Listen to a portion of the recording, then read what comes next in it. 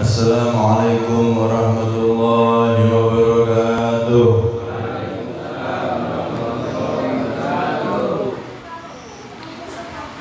Bismillah walhamdulillah, wassalatu wassalamu ala rasulillah sayyidina Muhammad ibn Abdillah wa habibillah wa sahbatillah wa ala alihi wa sahbihi wa man wala. Rabbi shrah li sadri wa yassir li amri wahlul 'uqdatam min lisani yafqahu qawli wasaddid lisani wahdi qalbi bihaqqi sayyidina Muhammad.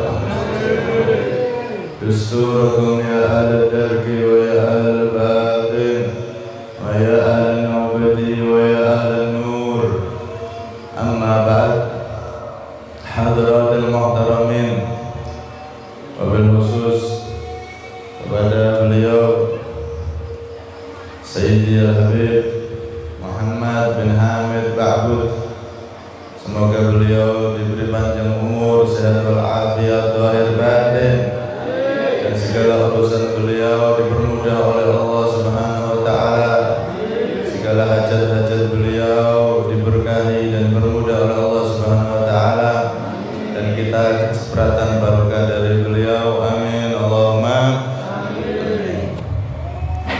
Hadirin hadirat yang dirahmati oleh Allah, wabil khusus Ta'mir Masjid Baitul Amal,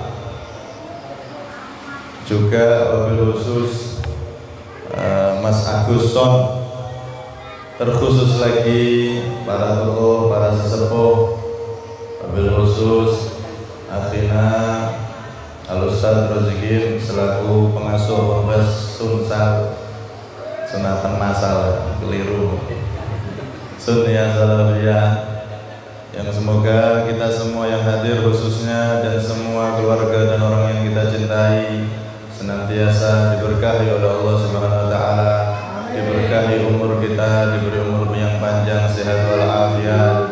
Amin Allahumma.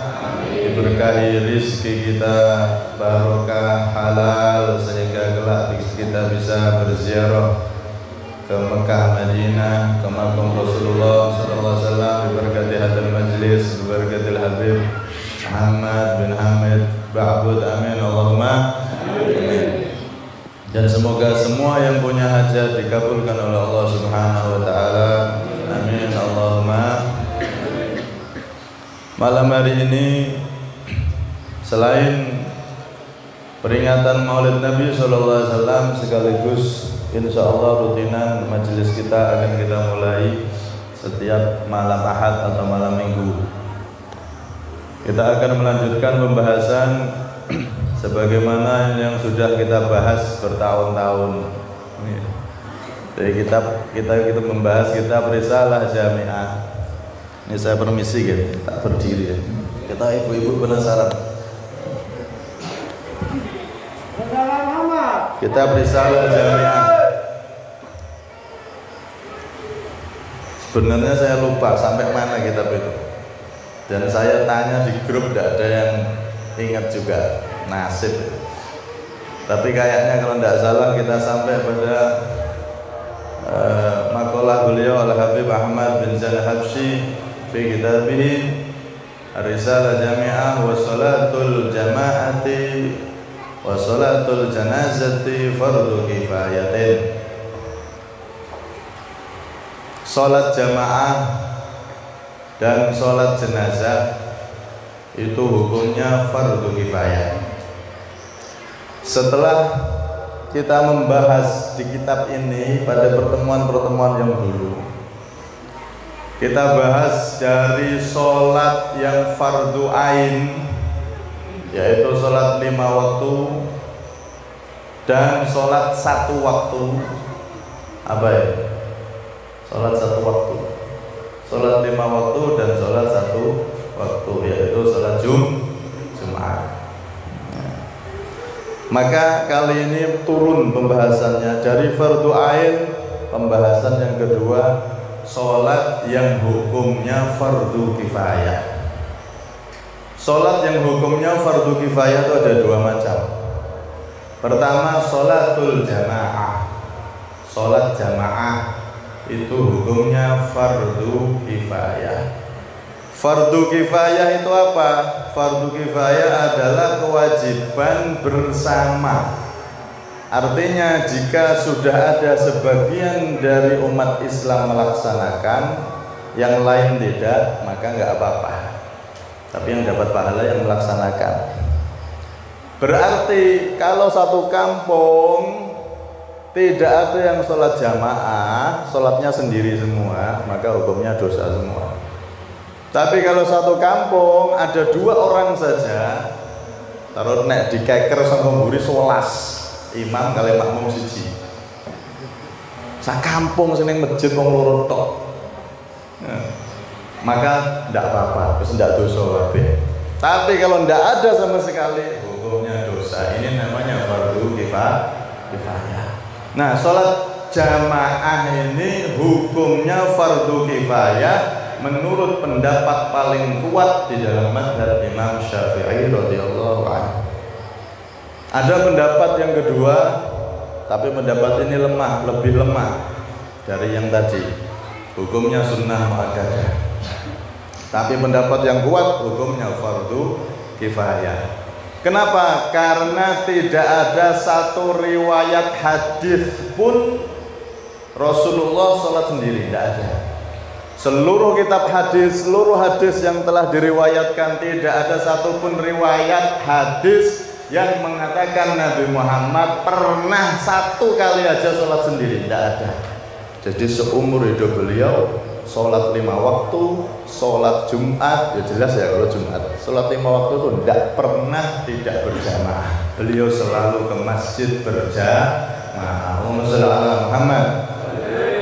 Karena itu di momen Maulid ini kita kumpul bersolawat, menyebut nama Nabi, mengagungkan Nabi. Nabi senang.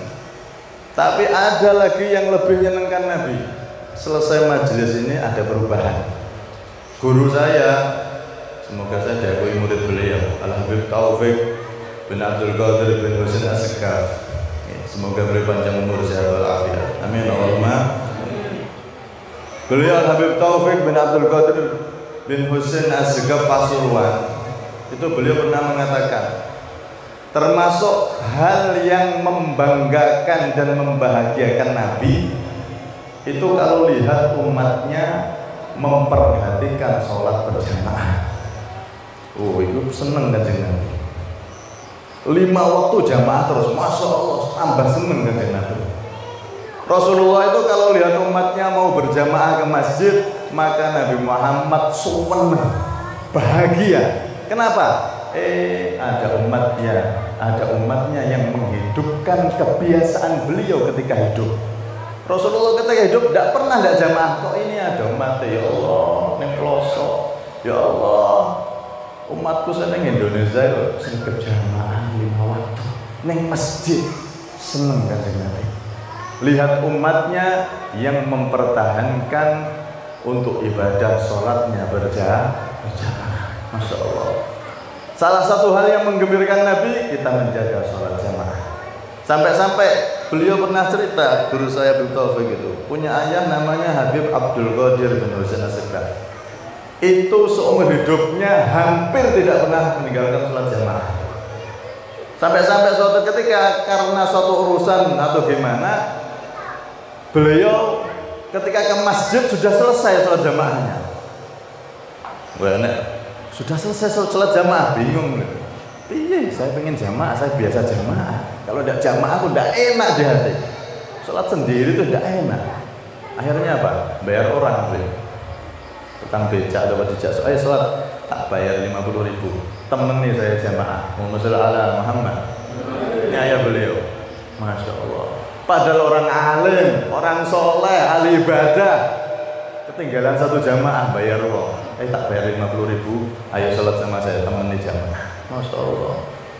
Nah kita jenengan kalau jenengan mboten, sapa sing salat jamaah ning masjid ini tak bayar 50.000 teko kabeh.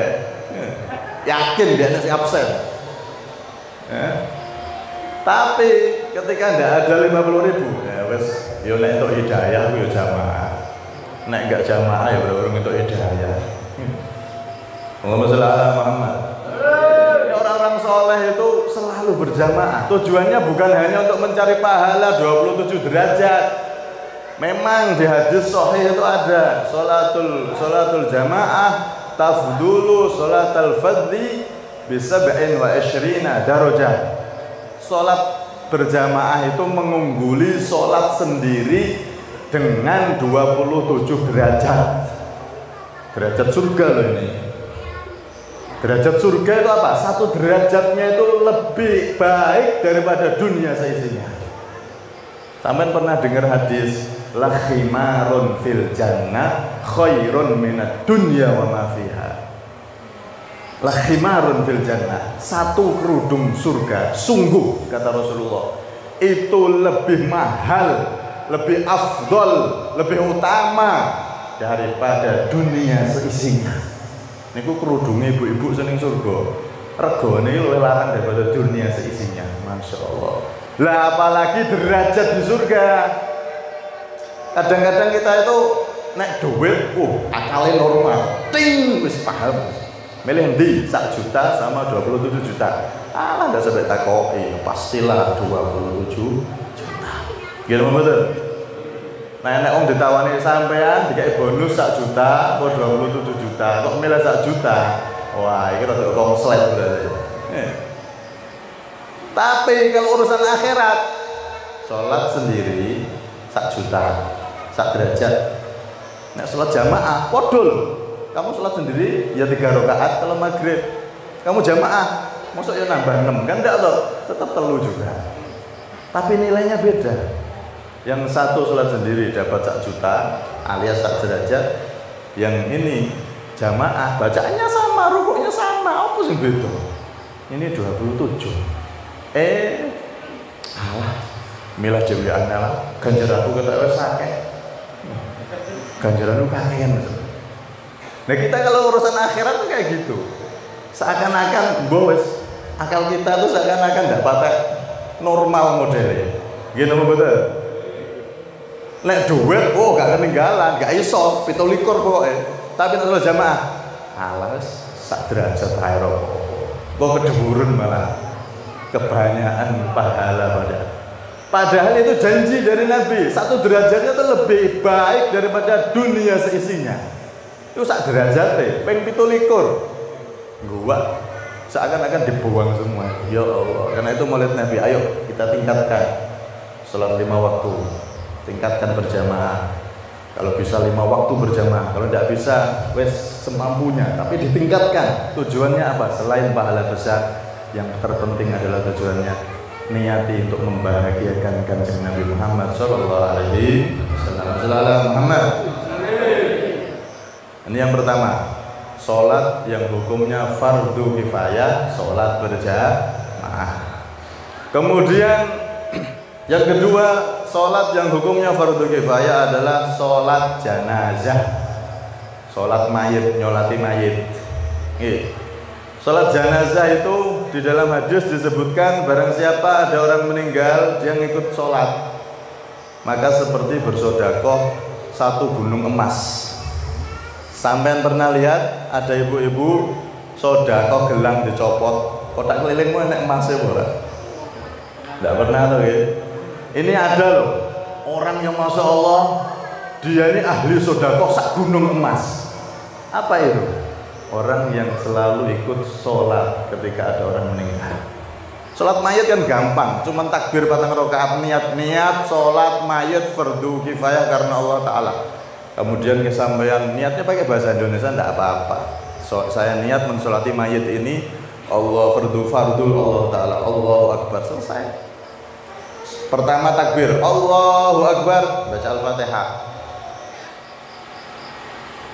Kemudian takbir kedua Allahu Akbar, baca salawat. Salawat sing ringkas sudah apa? Allahumma sholli ala Muhammad. Tapi apike ditambah Allahumma sholli ala sayyidina Muhammad wa ala ali sayyidina Muhammad. Kemudian takbir ketiga Allahu Akbar. Doanya ringkas Allahumma ighfir lahu warhamhu. Allahumma ighfir lahu warhamhu. Ya Allah, ampuni dia, rahmati dia, mayit ini. Niku paling sedikit.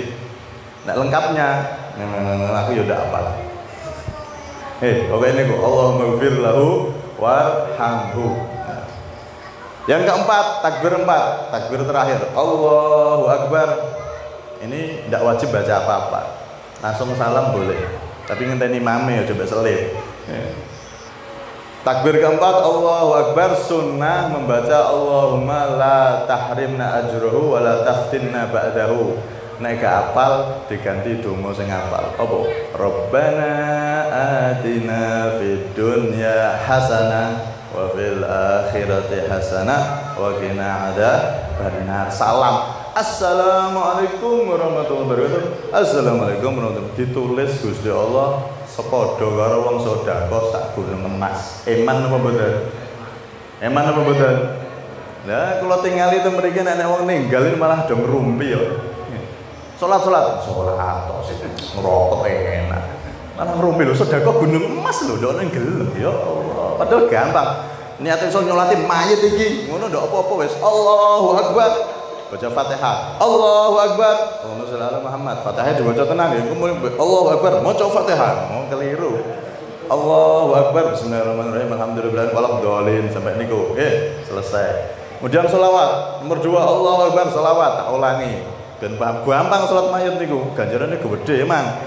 Nomor 3 Allahu Akbar. Allahumma ighfir lahu warhamhu. Allahumma ighfir lahu warhamhu. Allahumma ighfir lahu warhamhu. Sing tuwek ketoke melongo mbok apal mbok ora iki. Terakhir Allahu Akbar. Napa? Rabbana atina. Gampang to nggih? Wis dapat pahala seperti orang yang sedekah 1 gunung emas. Kalau yang menyolati itu orang soleh, yang mati misalkan dia ini orang jelek, kadang-kadang bisa diampuni sama Allah gara-gara yang nyolati wong soleh.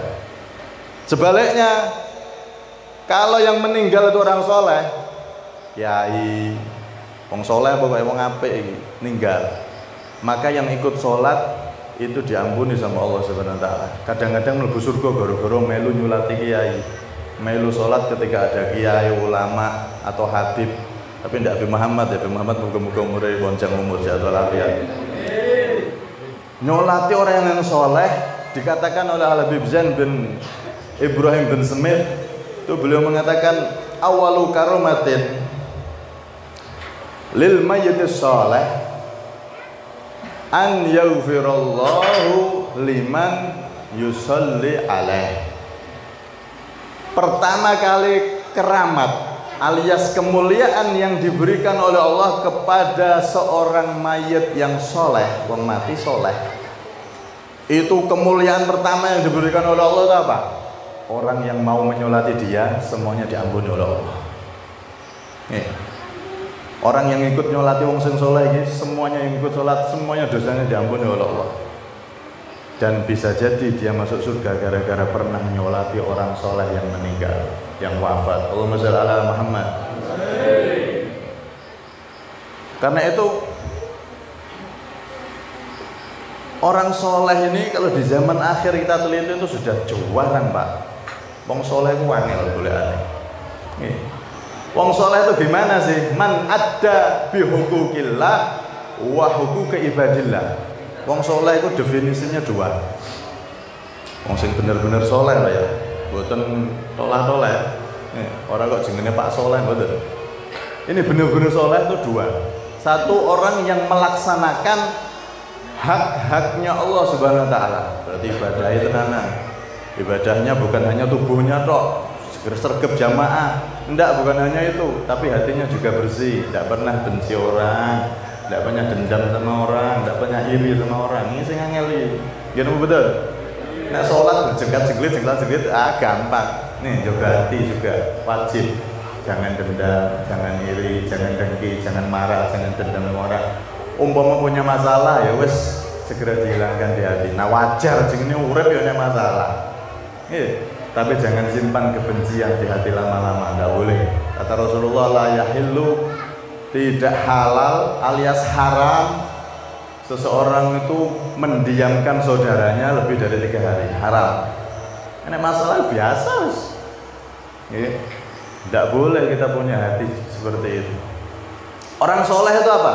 Yang dia ibadah kepada Allah secara zahir, tubuhnya ibadah, secara batin hatinya bersih.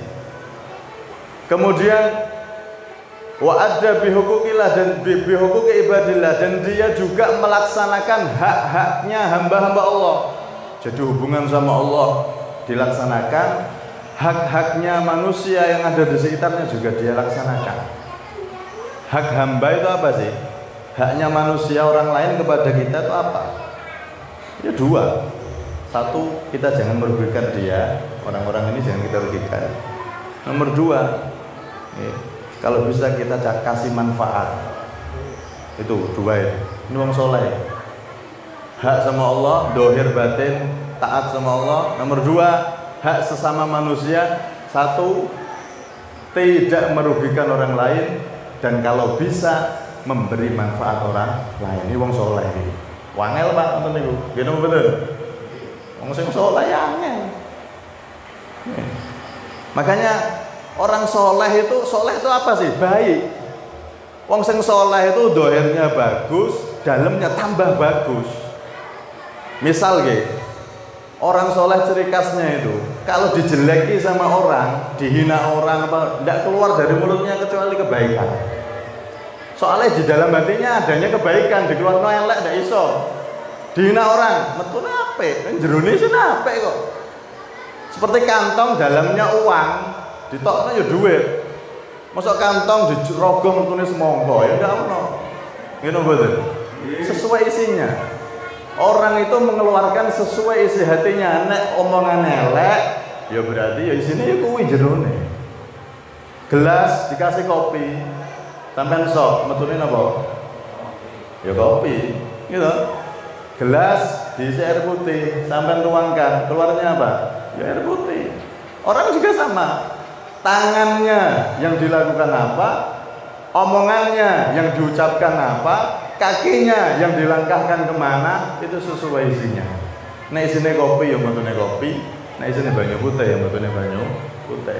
Orang itu sama. Kalau dia ini orang soleh baik, keluarnya pasti baik. Walaupun dikasih jelek sama orang, keluarnya tetap baik. Oh yang tadi isinya apa kok? Dikon balas elek ndak iso. Wong isinya bagus. Allahumma Muhammad. Karena itu wong soleh ini jarang zaman akhir ini. Sampai Nabi itu memperlihatkan keutamaannya orang soleh itu gimana. Innallaha la yadfa'u bil muslimi soleh an mi'ati ahli baitin min jironihil bala. Nabi sampai ngomong dengan tegas, beliau bersabda, sesungguhnya Allah benar-benar menolak sebab satu muslim yang soleh, wong Islam soleh siji, itu ditolak oleh Allah dari 100 penghuni rumah, 100 rumah tetangga-tetangganya itu ditolak oleh Allah bala yang mau turun ke situ. Gara-gara ada satu orang soleh, 100 tetangganya muter, iki gak kena bala kabeh. Masya Allah. Enak tsunami muter iki gak kena. Kenapa? Ada orang soleh di situ. Hebatnya orang soleh. Ini agak soleh loh ya. Apanya soleh jadi ulama, wali, waduh, ngeri nih bu. Dulu nih diceritakan ada namanya soleh, ulama, wali, komplit nih, sempurna. Terus keturunannya Kanjeng Nabi sih san. Ada namanya Al Habib Hasan bin Soleh Al Bahar. Itu wali besar pak di zamannya. Itu ketika beliau meninggal wafat, ada orang Badui. Wong Badui itu wong ngelutuk, wong pojok, wong pelosok. Kadang-kadang nggak patek dua akhlak, tapi polos dia, orang polos. Dia habis dari pasar beli daging, misalkan ini sekilo. Oh ada yang meninggal ulama tuh ulama. Waduh, melu nyolati ke masjid. Pas munggah ke masjid kan nyolati bingung, dagingku tak dapat endi. Wah, dapat endi gitu. Akhirnya disai. Lah kan disai, oh sandal wae ilang apalagi daging. Oh, emak. Masjid nek ngoten biasane sandal ilang. Iki mikirnya ngono, wah, masjid iki biasane wong do karepe dhewe ya. Sandal kata ulama yang baik-baik diambil kan sandal yang apik-apik. Sandal wae ilang daging iki larang disaki ya. Lalu sholat emang sandal ilang gak apa-apa jepit daging. Waduh, larang iki iso disaki ya melu sholat ngesaki daging. Allahu Akbar. Maca napa? Yo kok melongo sih, maca napa? Al-Fatihah. Allahu Akbar. Baca shalawat. Allahu Akbar. Allahumma ighfir lahu warhamhu. Allahu Akbar. Rabbana atina ila akhirih. Subhanallah, bar nyolati wong saleh. Mulai, Pak. Pulang sampai rumah, dagingnya disate. Digodhog sik. Godhog. Setelah sak jam, 2 jam dibuka. Subhanallah, daging ini utuh. Gak iso kebakar, alias utuh cek wabang. Digodhog berjam-jam masih utuh kayak belum digodhog. Disate gak kebakar, utuh mentah. Ya Allah, bingung akhirnya. Lho kok iso ngene iki piye? Selidik ternyata gara-gara kata ulama di situ, "Wah, kamu tadi ikut nyolati Habib Hasan bin Shalih Al-Bahar ya?" Iya. Terus dagingmu dipete kok ndi? Tak saki. Wah, ya kuwi. Daging wae gak iso dibakar mbek geni. Ini barokahnya nyolati orang soleh. Kamu insya Allah nanti di akhirat gak bisa dibakar neraka alias selamat mlebu surga. Alhamdulillah. Karena itu jadi orang soleh ini luar biasa. Wong soleh niku dina dia keluarnya tetap baik. Nggak urusan sama orang, pokoknya hak Allah saya laksanakan, hak manusia pada diri saya apa? Hak manusia tak kasih baik, atau aku nggak merugikan orang. Walaupun dia merugikan saya, gini saya pokoknya baik. Itu tugas saya. Itu wong soleh, Pak. Makanya orang soleh itu nggak mau denger omongan wong. Sudah urus wes, penting Gusti Allah ridho, Rasulullah ridho, kedua orang tua saya ridho, guru saya ridho, selesai. Mau dunia kiamat jungkir balik menghina saya, wes ndak urus. Ini wong soleh. Pokoknya Gusti Allah, Rasulullah, orang tua, gurunya selesai. Oke. Karena itu dulu ada orang soleh namanya Luqman Al-Hakim. Yang tadi request itu ceritanya. Luqman Al-Hakim ini dulunya orang biasa, abdan habasyian. Ngertos niku arane ini. Abdan habasyian itu budak, wong sing budak yang maaf secara fisik niku kurang, kulitnya itu hitam kelam. Bahkan lebih hitam daripada orang-orang yang berkulit hitam di Mesir. Taman ketemu wong Mesir kulit ireng apa boten? Halo. Ya mesti ndak ngerti, ning TV atau YouTube lah. Delok wong Mesir kulit ireng, ngerti ya? Ketika ning YouTube lho. Mesir kulit ireng, ngerti ya? Irenge kaya apa? Itu lebih hitam dari itu. Budak lagi. Tapi apa yang terjadi? Dia ini akhirnya nuntut ilmu. Dia belajar kepada sampai 1000 nabi. Punya guru 1000 nabi. Jadi alim besar. Menguasai ilmu, jadi soleh luar biasa, soleh alim, wali sih asalnya wong biasa, budak kulit ireng, ditari rabi, perawan-perawan Melayu kabeh, dok gelem. Dan disifatkan tuh adimus syafaten, beliau itu apa? Secara fisik kurang, sampai wes ireng lambene niku, maaf cara sakniki bahasa kasar ya, doer. Wow. Pengen nikah sapa gelem, ndak gelem. Nolak kabeh. Tapi ketika beliau jadi ulama besar, wong soleh, alim, wali, wah, antri, anaknya Pak Haji antri 10 daerah-daerah.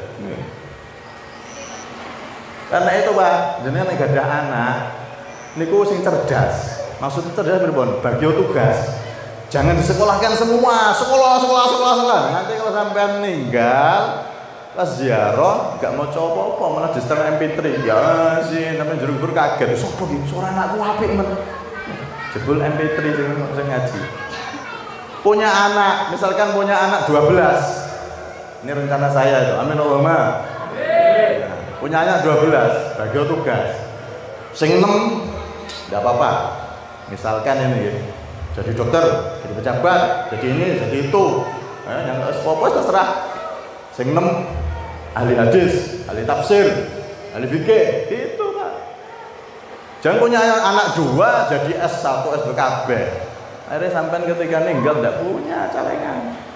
Itu nanti kaya S1 S2 jadi pejabat, hidupnya mewah, bojone ayu, anaknya akeh lali kalau sampean. Apa nek harus ninggal, tidak kau berziarah. Tugas sana, tugas sini, sibuk. Tapi kalau ada yang soleh, ahli ilmu, pasti ziarah sampean, pasti ngirim terus Al-Fatihah dongakno bedino. Karena kan dia anak bagi tugas.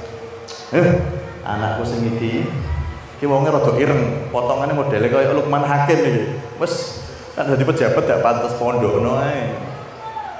Ki anak iku rada cete beda, rada putih. Wah iki ketoke dadi pejabat apik. Tapi bekal ilmu agama dulu biar tidak jadi koruptor nanti.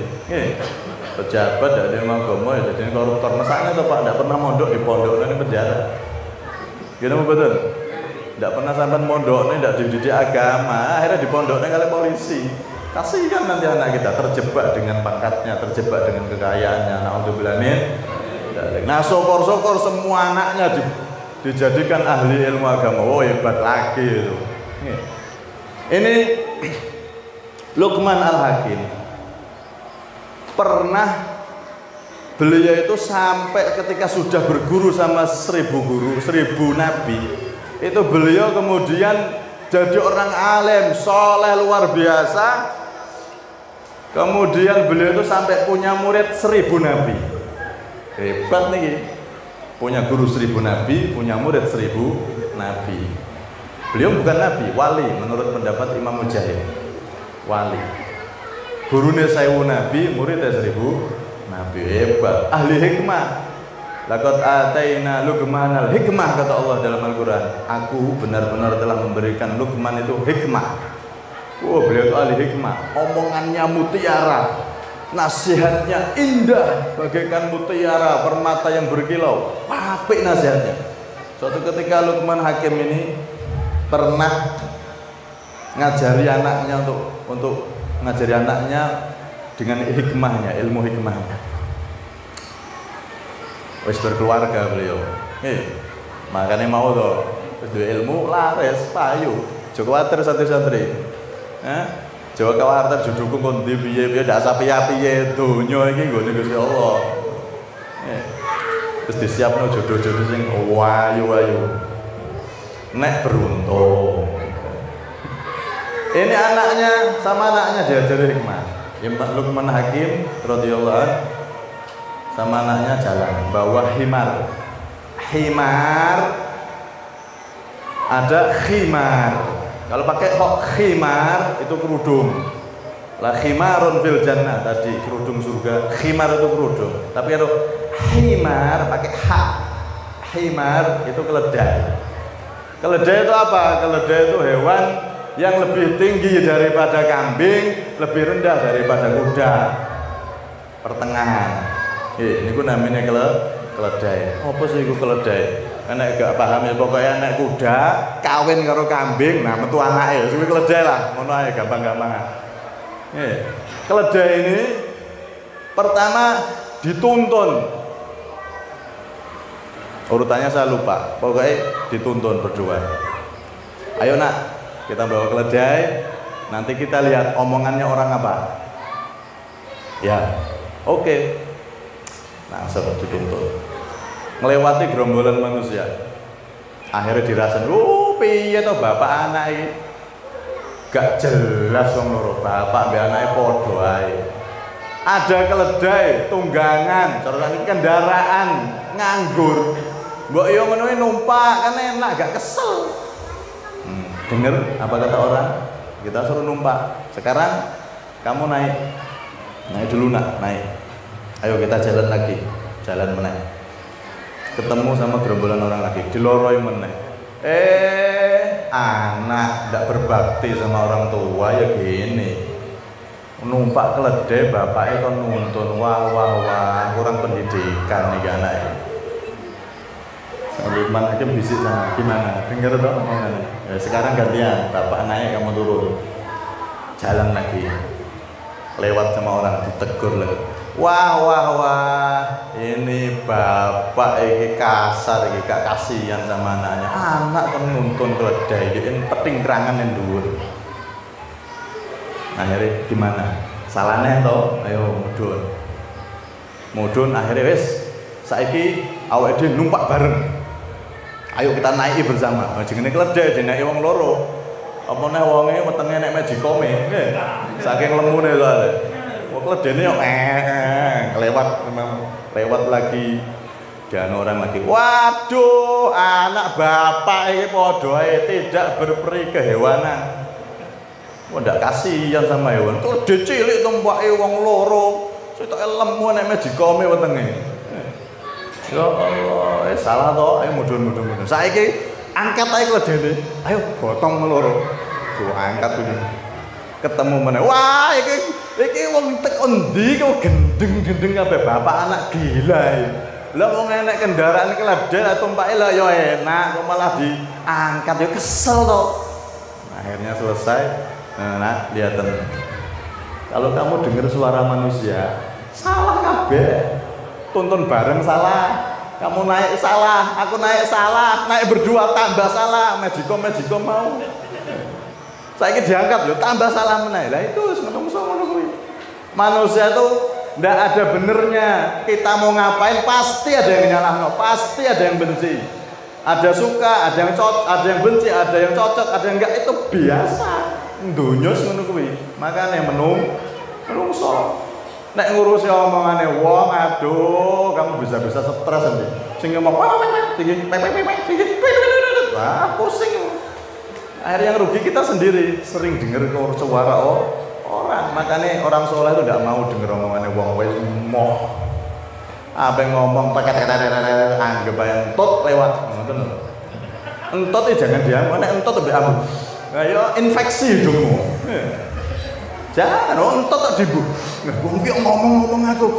Padha karo entot kok ambune ngene. Ya nek mambu entot ya gak mambu ki piye. Terus semakin tidak sedot, infeksi nanti hidung. Karena itu kalau ada orang ngomong apa tidak usah urus. Sementing aku ibadah terus ya Allah. Berusaha di jalan Rasulullah. Selesai. Tidak ada urusan sama manusia. Ini orang soleh. Orang soleh itu hebat itu. Jarang orang sekarang. Jajal deloken lah. Ini orang soleh boleh. Ojo delok wong. Lihat diri kita sendiri. Makanya dari Maulid Nabi ini, dari majelis ini, mari berusaha kita jadi orang-orang yang soleh. Gak 100%, 50%, gak 50%, jadi orang soleh 25%. Oh, jadi gak iso, ya 12,5%. Jadi iso mana? 1%. 1%. Gak iso mana? 0,5%. Pokoknya berusaha jadi orang soleh. Biar kita jadi orang yang selamat, sekeliling kita selamat, dan kita membahagiakan hati Nabi Muhammad SAW. Semoga kita semua yang hadir khususnya betul-betul dijadikan oleh Allah termasuk orang-orang yang soleh. Amin Allahumma. Dan semoga istri kita, anak perempuan kita dijadikan orang-orang yang solihah. Amin Allahumma. Semoga kita semua diberi umur panjang, sehat walafiat, rezeki ini kuatah, bisa haji.